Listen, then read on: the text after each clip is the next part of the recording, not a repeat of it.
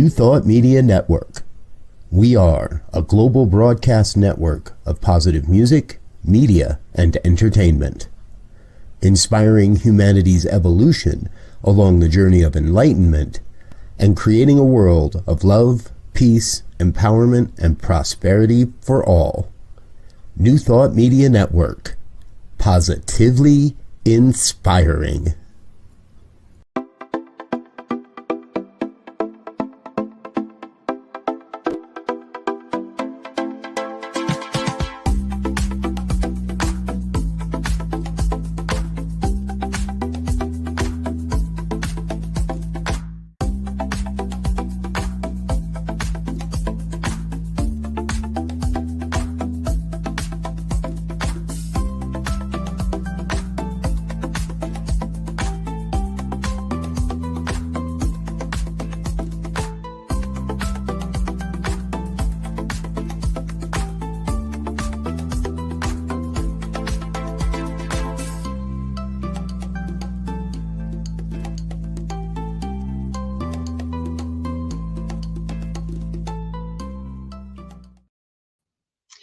Hello and welcome back to Global Focus Today. I am Reverend Dr. Sharri Johnson and I am your host.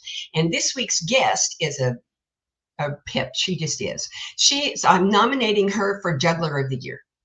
Reverend Dr. Tiffani Milne is a minister. She's a staff minister at the Global Truth Center in Los Angeles. She's also, like many of my colleagues, and I'm not sure what the connection is, but we'll talk about it in a little while. She's also deep connected to the realty industry. She's a stand-up comic par excellence, a wife and a mother to two amazing children.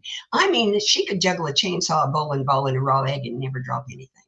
So please help me welcome Reverend Dr. Tiffani Milne. Hello. I love that introduction. Thank you so much for joining us and saying yes. Now, I got to tell you about this realty thing. I have noticed that I have 5 or 6 at least that I know of that I could name just like that, colleagues who are full-time ministers who are also started out in realty and in some connection or another are still involved in realty. And I've decided it's because ministry is about finding your home. I love that. I love that. Yeah, I've been in the title space and I was an escrow officer and now run a title company. And that is definitely the highlight and the exciting part of what I do is that at the end of it, somebody gets a home, which is, I like that. I like looking at it that way. So it's been a while since you were here. Tell us what's the most exciting thing that's happened since then. What is the most exciting thing that's happened since then? Well, I mean, of all the chainsaws, bowling balls, and raw eggs that I've got going on, I would say my kids are thriving. My son's in high school and winning track and field meets, which is exciting. And they're thriving. And my career continues to thrive. On the minister front, I'm being ordained this year, which is very, very exciting. And teaching my first practitioner class in the fall. You know, I was telling you before we started this that I have the workings of a book that now just looks like Post-its and stickies and notes in my phone everywhere that I am knowing will turn into something cohesive. So lots of exciting stuff and lots of tidbits everywhere, I guess. Okay, so what's the biggest challenge you've had since the last time we spoke? I think the biggest challenge that I've had, you know, at the Global Truth Center, our big part of our vision statement is remembering who you are. And this idea that whenever we face anything, when we know who we are, we know that the God energy that we are is the person that's facing this challenge. And I think that as I've been moving into bigger and bolder things in my life, it becomes scary sometimes and hard sometimes. And so I actually have a bracelet that I bought that says, remember who the F you are, because it's a good reminder. So I would say that the biggest challenge is knowing that I am God and that I am equal and capable of all of the exciting things that are on the horizon for me, every step of the way. I lost you. I can't see you. I can only see me, and it freaks me out. Sometimes you by yourself because we want everybody to get a big view, and we don't want anybody to just think, with the screen froze or something. That's fair. But I love that your enthusiasm just seems to keep up with whatever's going on. Yeah. Yes. And when it wanes, it's funny because I'm assisting Dr. James he's got a ministerial class that's set to graduate in June. And actually, they're taking their test in, I think, next week. So good luck, ministers. They don't need luck. They're amazing. But sitting in that class and watching these new ministers growing into the ministers that they're becoming. And I remember when I graduated in 2020, there was an element of feeling like I had arrived, right? Like I'm now a minister, and now I'm going to live 100% of the time in the consciousness of minister, and life is just going to get better and better and better. I love that you're laughing at that. Like a 16-year-old who just got his license, right? Yeah, right. Like I'm leashed on the universe now. I'm 16. I got my license. I'm a full-fledged adult now. And what I've learned over the last 4 years is that's really just the starting point. It really was a commitment to get back on principle as quickly as possible. Not that I was never going to fall off principle, or that I was never going to have another challenge again, or I was never going to forget who I am again, but that I made a commitment and had the education and the principles behind me to be able to step back into principle as quickly as possible. And so what I've noticed is now I fall off and I go, oh, I don't, the world looks icky for a minute. And I'm like, nope, here's what I know, and can get right back to it. So I feel like there's less and less time in between where I fall off, but I think the acceptance that I'm not the floating vision of adulthood and minister at every moment has actually enhanced my ministry versus trying to think that I'm supposed to be perfect all the time. Oh, absolutely. I love that many institutions of learning, high schools, colleges, universities, whatever they are, have stopped calling it graduation and started calling it commencement. Because graduation sounds like the end of something. It's done. You're done. You have the imprimatur. Go ahead out and do whatever you do. But commencement is what it is. It's just the beginning. Yeah. It's here's your toolkit. Pick up the handle and take off. But you're not going to leave any of them behind because you're going to need them. Well, it's interesting because I got my doctorate because after I became a minister, the thing that I kept asking Dr. James Milne, who's the senior minister and the spiritual director of Global Truth Center and my teacher, I kept asking him, okay, well, where does the minister go when the minister needs a minister? Like, okay, so now you've given me this license, but how do I continue to grow and continue to learn? Like, what's next?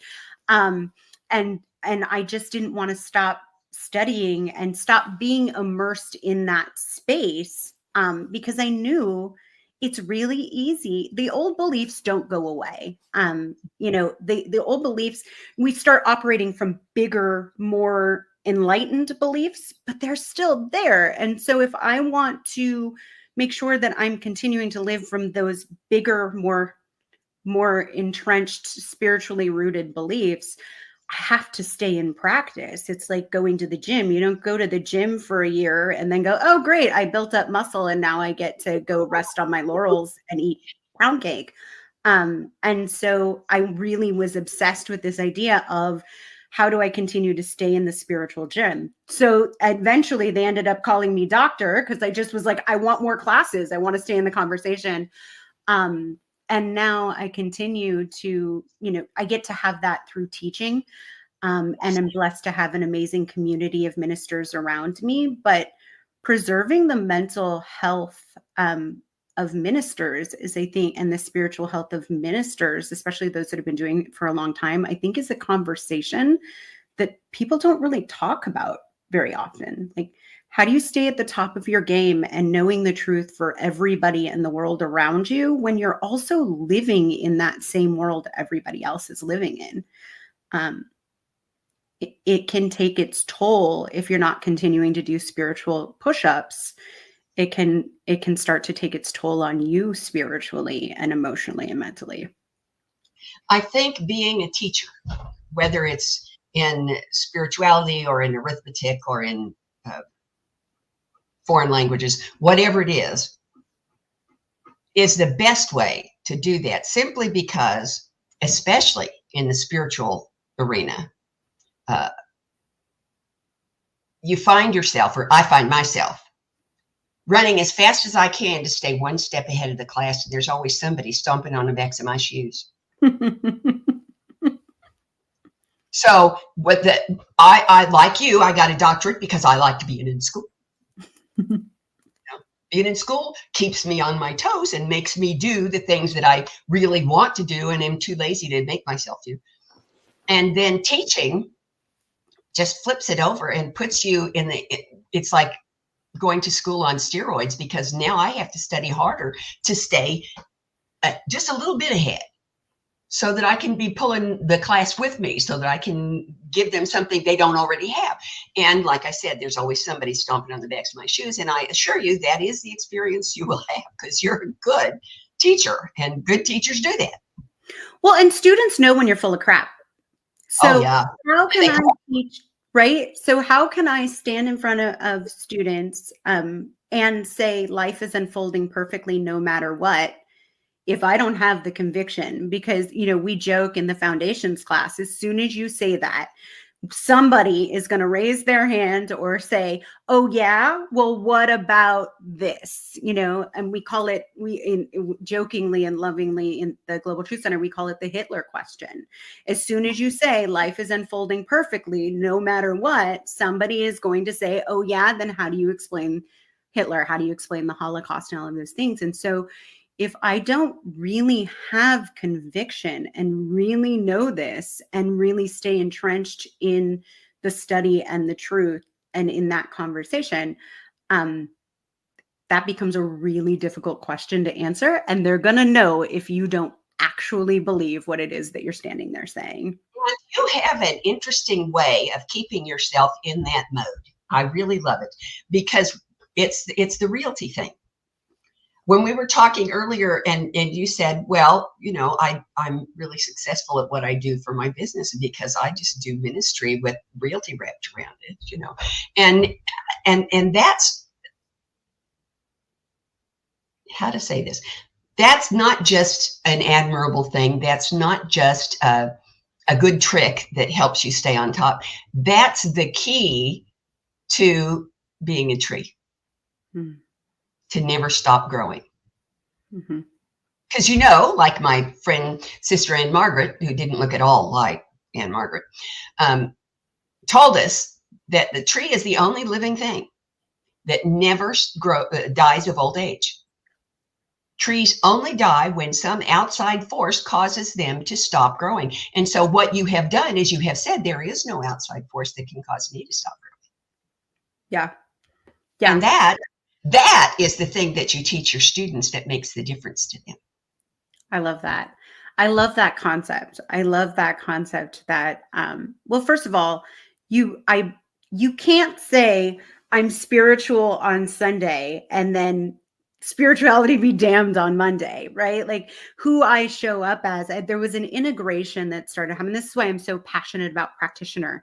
And the study and the excavation that happens, and the awareness of who you are and the opening up that happens when you're in practitioner. And it happens also in ministerial school as well. But there's this, there's something about really getting to the root and really knowing who you are and what you actually believe. And there's an integration that starts to happen where I am the same person that shows up at the grocery store, that shows up at the center on a Sunday, that shows up to my job and answers questions for all of my employees, and that shows up as a mom and a wife in my home. There's no, for so long, I lived segmented lives where I showed up as this corporate person at work and and ran the company, and then showed up differently as a mom. I mean, I was a stand-up comedian and ran a title company at the same time. You can't get more different than that. And then you throw in being a minister, and how do you reconcile a stand-up comedian with somebody, who speaks spirituality on a Sunday? And there was this disconnection, and it was so disjointed. And when I started to integrate it, it's like, oh, I am kind and loving at the grocery store and at the center on a Sunday and with my children because it's who I am and it's how I live.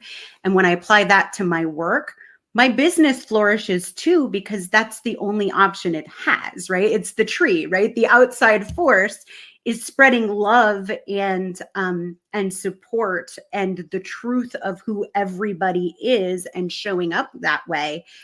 Not only is my tree growing, but the trees around me are continuing to grow as well. That's because trees support each other. Yes. That's where the minister goes when the minister needs a minister. It is. And by the way, you have available to you through Anton, the affiliate of New Thought Network, the assistance of Reverend Dr. Martha Creek.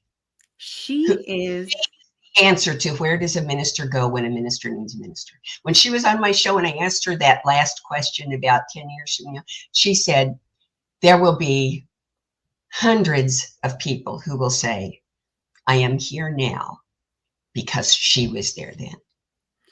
She is everybody's big loving grandma. From the moment that I met her, she emanates love and that motherly energy love. And I just feel like she'll just collect you. I felt totally collected. I felt the same way with you too. From the first Anton I showed up at. Anton is such an amazing community and it's so different than any other community or conference that I've ever been to.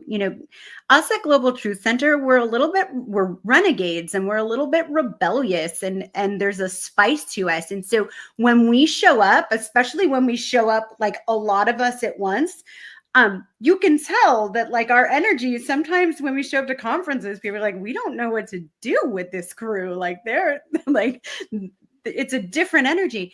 And Anton was like, we love it. Come in. We're renegades. We're pushing the boundaries too. And you're welcome here. And Martha Creek was one of the first people that she was like, come, let me love you. Yep. So thank you for reminding me that I have lots of mothers and grandmothers in this community that just want to smother me with love and are a place this minister can go when this minister needs a minister. That's right. That's right. We are. And I think the reason Anton is so wonderful is because hidden in the mission and purpose and in design of Anton is a recognition that spirituality is like everything else in the universe. It is always evolving. It is always expanding. It is never finished. And so what Anton does is support us in that growth, support us in that expansion and that evolution, and let us make the evolution, each one of us individually, our own. So yes, I'm always happy to give a plug to Anton. Open at the top, as Ernest Houghton said, and they live that open at the top, which is there's nothing more open at the top than the tree. That is true. I love that. This metaphor could go on forever and ever. It makes me so happy. Right. It'll be the title of my next talk. I want to know, what's the title of your next book? Okay, so I have it, but I will say it's not the most PG of titles. So I don't know. Yeah, you stand up. That would surprise me if it were. Okay. So the title of my book is Don't Be a Dictator, D-I-C-K-tator, and is Lessons in Leadership, Applying Spiritual Principles. because it's me. I also had, I read a book once called If God is Love, Don't Be a Jerk.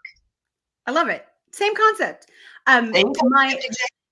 I've decided that my autobiography that I will write someday will be titled From FU to Namaste, A Journey to Oneness. Because I think I was so closed off before I found this teaching. I mean, it's funny because the people that knew me when I first joined the center, I sat in the back. I was, brash and kind of a hard ass, pardon the word, and just very cynical and closed. And so a lot of people that know me now are like, it's hard to reconcile if you've just met me that I mean, there's still elements of, I'm still spicy. It hasn't all gone away. I just feel like the edges have been softened, and now I can use it as a power versus something that was keeping me sort of disconnected and closed off from other people. So this idea of going from, isolated and I can do it myself and I'm on my own, to the recognition that I'm creating my life in a powerful and dynamic way in a community as a tree amongst many. It's just a much more flourishing way to live life. But I think a lot of people that know me now don't recognize, like, there are people that came to the center a long time ago and then came back. And I don't think they realize that I'm the same they don't even recognize me as the same person anymore. You're not the same person. No, I'm not. Okay, so you also mentioned some workshops that were coming up. Got some workshops coming up. I'm focused on many facets of my ministry right now, but really one of the things that I've recognized is a gap in the world is people spend so much time at work. Right? Like that's where we spend the majority of our time. And so many people are feeling unfulfilled. And it's like their job is just what affords them the ability to do what they really want to be doing on the weekends. And a lot of that comes down to leadership. We all get sort of put in, if you're doing good at your job and you're really great at it, the only pathway to growth that we've created in our culture is management. You go into management, that's how you rise. And it leaves a lot of people aren't necessarily cut out for it. It's more, leadership is more of a calling really than something that, and people don't realize that. So there's all these people poorly managing people, and it creates this sort of misery cycle. And so what I discovered through me being a really bad manager for a long time, quite honestly, when I first became, I was terrible at it. And I have employees now that were my employees then that'll tell you just how terrible I was at it. And what I discovered is that as I was growing spiritually, that I was becoming a better and better leader, and I was becoming a better manager, and that my team was becoming more productive as a result of being led in a more dynamic way. And so my commitment at the moment right now, what I'm really focused on and obsessed with is this idea of how can I empower leaders and infuse these principles in a more secular way for leaders to help boost productivity in their businesses, but also to create an environment where maybe work doesn't have to suck so much. So I'm creating some workshops around that. That's the whole idea around the book that I'm writing, Don't Be a Dictator. And yeah, I'm really excited to see how we can integrate these spiritual principles into the workforce. Well, I want to give you a gift. Ooh, this is the title for one of those leadership workshops. It's called the So What Factor. Oh. So what? And it's when I was teaching in college, this was the thing that was my driving force behind any lecture I gave, was that it had to demonstrate the so what factor. You tell them, the military approach to education is you tell them what you're going to tell them, then you tell them what you told them, and you consider them educated. But if you have not also told them the so what, why is it important for you to know this? Mm-hmm. Why is it important for you to practice this? If they don't have a so what, it's gone. As soon as they walk out of the room, it's gone. But if you give them a workshop that gives them the so what factor of spirituality in the workplace, magic happens. Well, and I think that's true for this teaching too. The reality is that so many books and so many ministers have gone up and told me, or taught classes of what this teaching is and how amazing and how it can change your life. But if there's no experiential to that, if I can't experience it, if I can't own it and embody it and really know it, then it's just great advice, which who Yep. cares? I mean, candidly, I will say, like, the first time that I read the big old Science of Minds book, written by Ernest Holmes, I was like, how does he know this? And great, because he doesn't really say this. I know this because I have applied this in my life. I know that affirmative prayer works because I use it in my life. He's like, here's what it looks like. And I was like, so what? I mean, literally, like, so what? Because that rebellious nature in me, I need to feel it. I need to, like, know. I want to know how you used it.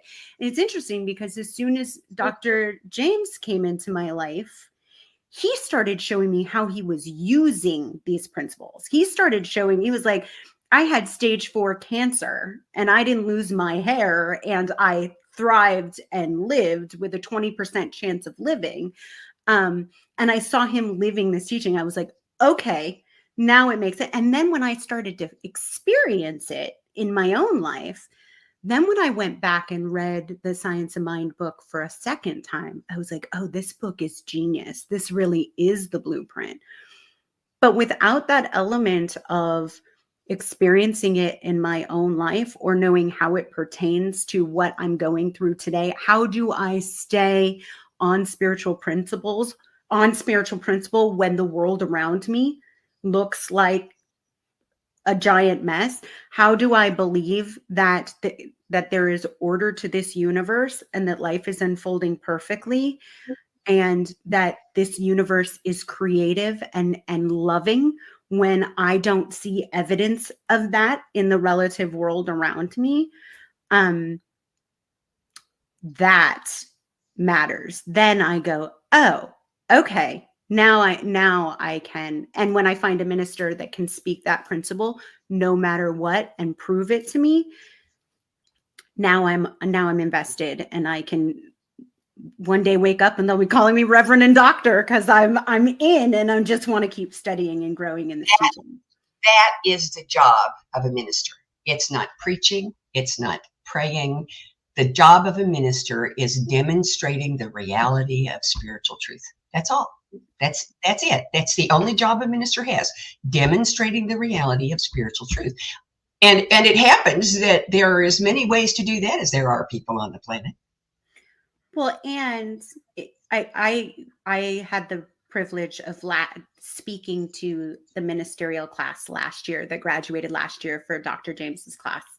I was assisting that class, and James asked if I would give a talk at their panels.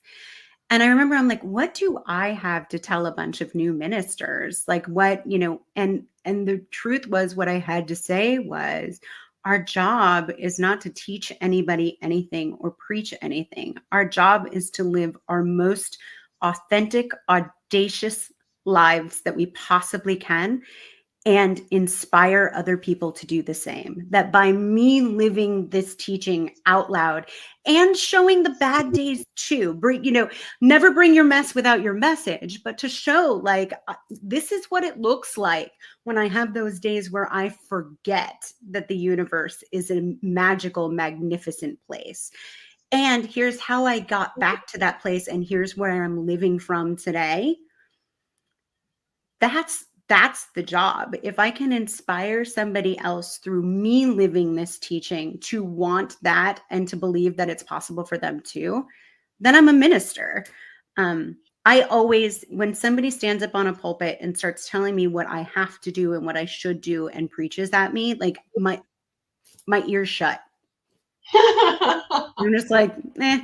And no disrespect to ministers, because and somebody else may go, oh my gosh, that's so inspiring. Like, what is that? There's a seat for every tushy, or a tushy for every seat. Like, but for me personally, I have to believe that you are living this in the boldest of ways, for me to go, yeah, I'll have what you're having, and I'm in. Tell me what to do.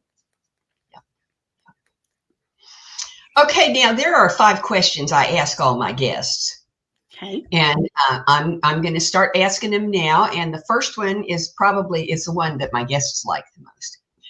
And maybe it's the most important one, because is there anything that you want our listeners to know about you or through you that I have not asked you about? Gosh, I feel like we've covered so much. I don't know that there's anything, I think I'm really enjoying exploring the softer side of life. I think I spent so much time achieving and being goal oriented. There's this whole concept of the joy being in the journey that has eluded me my entire life. I don't know if it's anything that I need anybody else to know, but I think it's a good reminder for me that my journey right now is about leaning into vulnerability, leaning into love, leaning into it. It's really easy. You can see the picture of my 2 kids behind me. They make it so easy. They make love so easy. From the moment that they came into my life, I was forever changed, and they opened up my heart in such a magnificent way. And expressing that and expressing vulnerability in relationship to them is so easy for me. And with everybody else, it's just not as easy. It just doesn't come as naturally, or didn't come as naturally.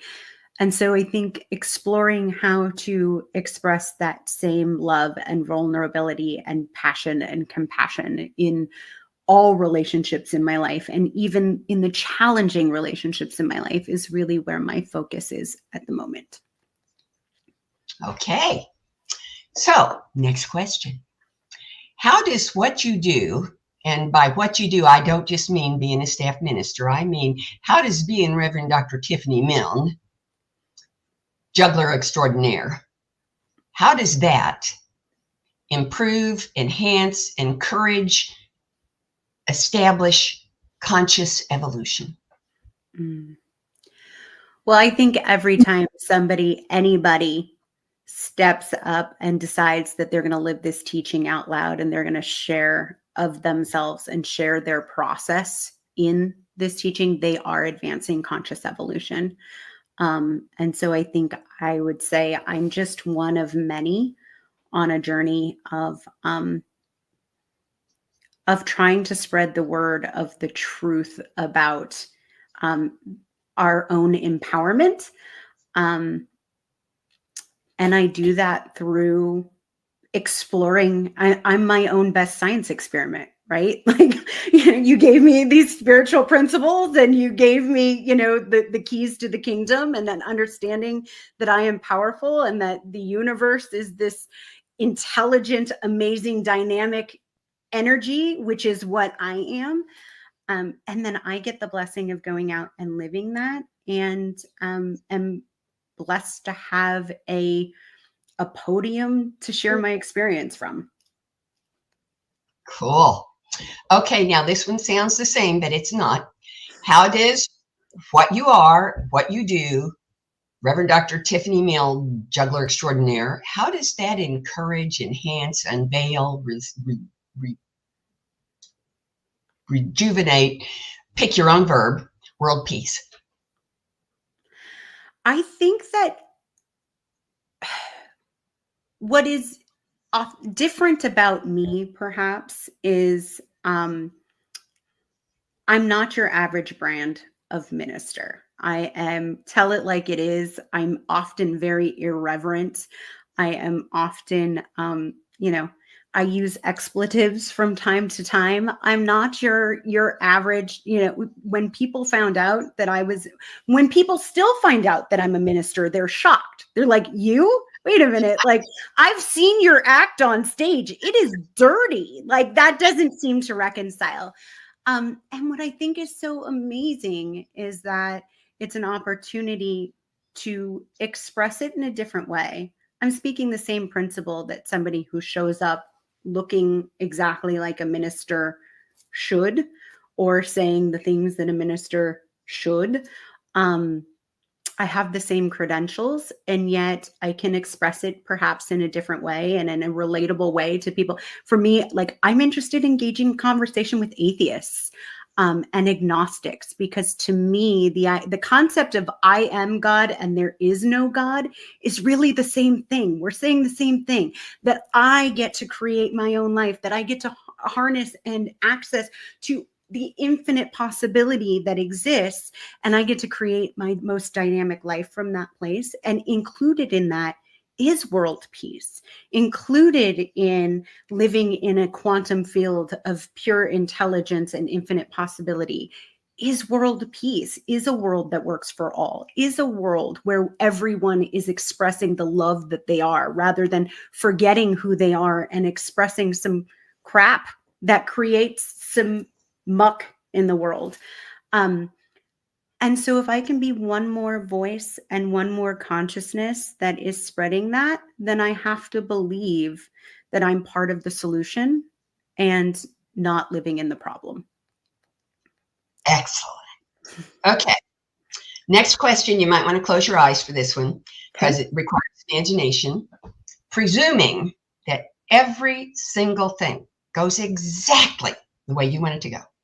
Every little detail, every encounter, every relationship, every event, every single thing goes exactly the way you want it to go. What does Reverend Dr. Tiffani Milne's ministry look like 10 years from now? You know, it's interesting, and I don't want this to be a cop-out answer. I really don't. But we talked earlier about how I've spent my entire life achieving what's the next rung, what's the next thing that I'm going to accomplish, what's the next notch on my belt, or, you know, whatever the case may be. And what I really want more than anything is to just keep putting one bold foot in front of the other, and to be equally as amazed as everybody else, to see where I can arrive if I can just enjoy the journey right now. And maybe it's because of the age that I'm at. You know, I call it the middle-aged cliche, where you start suddenly are like, wow, I've been achieving my whole life, and I'm not sure that I've been achieving for the sake of achieving. And I never really stopped to really enjoy the experience of life. Where I am right now is trusting that if I just can enjoy today and enjoy the moment and make the most of today, not just sit back and watch television and think that 5 years from now, I'm going to have this most amazing. And I make time for TV too. I love trash television. It's my guilty little pleasure. But what does it look like to really relish in the journey and the steps that I'm taking today? And then along with everybody else to go, oh my goodness, this is what's possible 5 years from now, just because I was willing to take bold action and enjoy the experience of bold action 5 years ago. I'll take that. That works. You know, it's a cop-out answer, but it's going to be amazing. It's not a cop-out answer, because journey is joy with some extra letters stuck in. Oh, I love that. Journey is joy with some extra letters stuck in it. So you you're always good. Have such good little one-liners and catchphrases. You're amazing. Okay, so here's the last question. Right. Will you come back? Yes, absolutely. This is fun. My next opening is March 25th, 25. Can I pencil you in? Yes, and my birthday is 2 days after that, so we can celebrate my birthday on a podcast. Celebrate your birthday. We will indeed. Yippee. Yes. Let's do it. Okay, y'all. Well, we will. Thank you so much, all of you, for being here and sharing this wonderful time with me. Come back again next week, because we always have new and different and exciting people, and we will again. See you then. Bye-bye. Amazing, amazing, you will do amazing things. Amazing, amazing, you will do amazing things. On behalf of everyone at New Thought Media Network, thank you for being a member of our virtual family. Your financial contributions help share the New Thought message with people from around the world. Please visit and contribute at www.ntmedia.org/donate. New Thought Media Network, come be you. And please like, share, and subscribe.